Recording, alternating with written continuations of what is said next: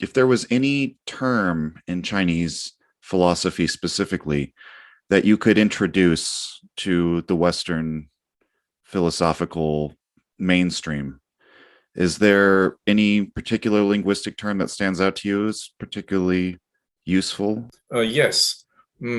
Actually, probably the term that most people would say would be the term Tao, which is the way or the course of nature.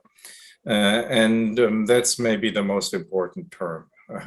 But doing something like a little bit more different, maybe I would like to use not just one term, but the distinction between Zhi and Luan. Zhi is order, and Luan is disorder. And I think this distinction between order and disorder is really central to particularly early Chinese philosophy. That is kind of, in my, just to make a very general comparative statement. Such comparative statements are always problematic because they're overgeneralizing. But anyways, certainly in early Greek philosophy and Western philosophy in general, and throughout the history of Western philosophy, the distinction between truth and appearance has been very central, right? Mm-hmm. Philosopher is the person who, unlike the rest of the people, is capable of seeing the difference between truth and appearance. That's a major Plato, theme am the truth. Yeah, and I mean, through this is still until today, right? I mean, that's somehow what a philosopher is supposed to be an expert in.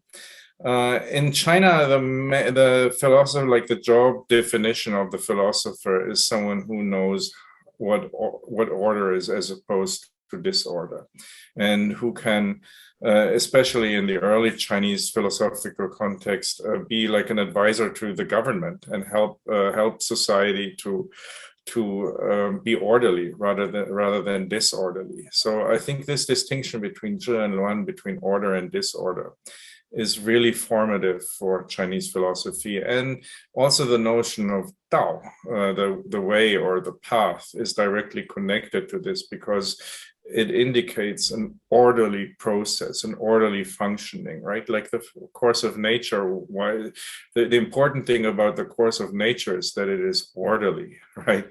That it is productive, and through being orderly is productive through being orderly, right? Whatever the sequence of the seasons and so forth, an order of time, an order of space.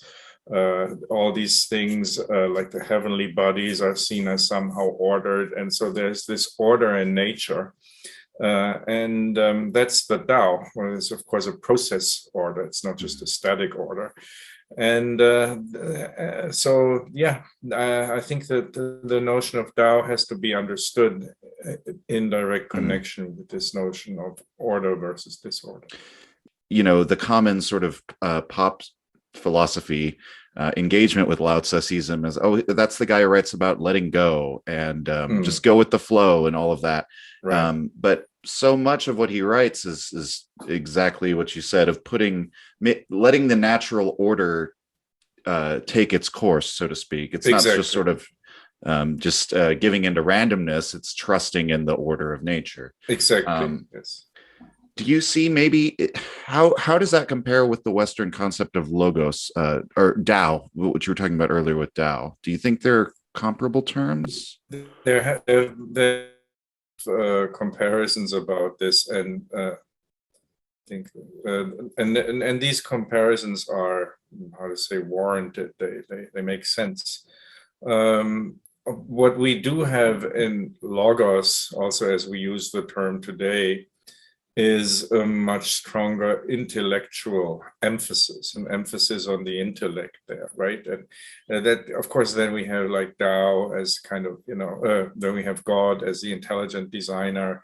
And it's not like a black and white distinction. It's not that this is totally absent from Tao. There's also some form of intelligence associated with it. But nevertheless, I think there's a much clear emphasis on logos, and then this leads to the notion of God and the notion of intelligent design, and that is there's a much stronger emphasis on intelligence, on intellect, on the spirit than you have in the Chinese context of Tao. Especially, yeah, when you think about the book of John, I believe it is, where it opens with, in the beginning was the word, or the logos, Exactly. and Yes. the word was with God, and the word was God. I'm Right. thinking, though, where I've noticed maybe a parallel with how the term is used is with Heraclitus, Right. because he talks about the logos as sort of this natural order. And so those two figures always sort of fascinated me, Yes. because they seem like two sides of the same coin in some respect.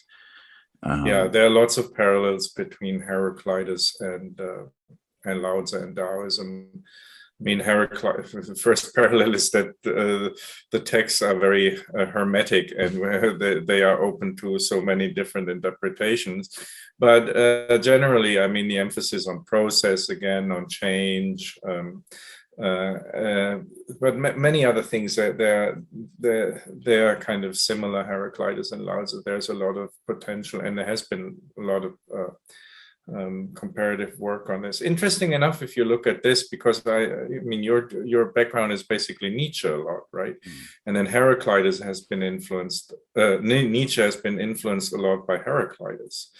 And I think that's also a reason why there is a certain affinity between even Nietzsche and Chinese philosophy. And the link is, I think, through Heraclitus. Thank you for listening to that clip from the Nietzsche podcast. Please like and subscribe if you like what you hear. It really helps the channel out, and I post full episodes from the podcast here, as well as a lot of other content. You can also check it out on Spotify and Anchor.